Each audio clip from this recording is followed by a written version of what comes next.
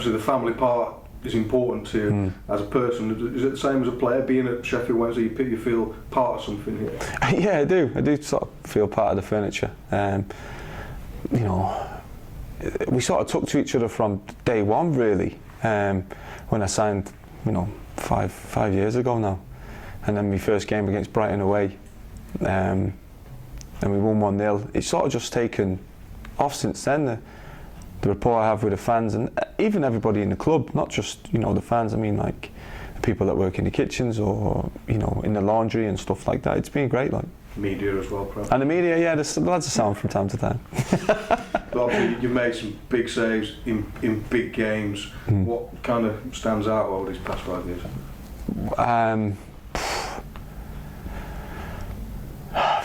The Brighton game in the playoffs, in the away leg, that was like the Alamo. That they came after us and we managed to stand up and we showed really good character to get through that, because they were a good side. They should have gone up automatically that year when they didn't.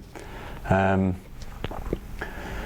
was a few saves in the playoff final, which on the basis of it didn't really mean too much because we got beat. Like, I'd rather not make any saves and we win the game and we get promoted. But I don't know, really. I've probably got to look through everything, and like I said, I've really enjoyed my time at Wednesday and I didn't want that to end, and I'm delighted it's not.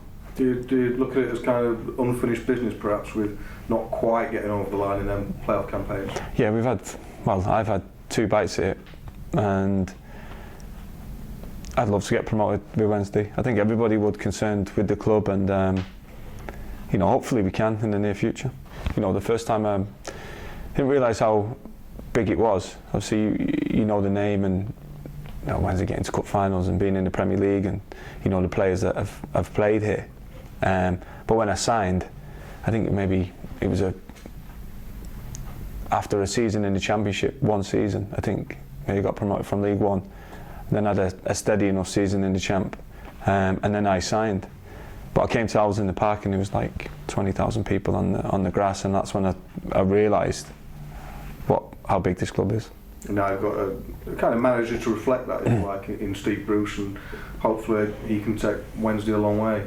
Yeah, I don't see why not. The gaffer's CV, his reputation, his person, he speaks for himself. You can only respect him as a coach, as a manager, as a player, and as a person. And you talked about that rapport with fans.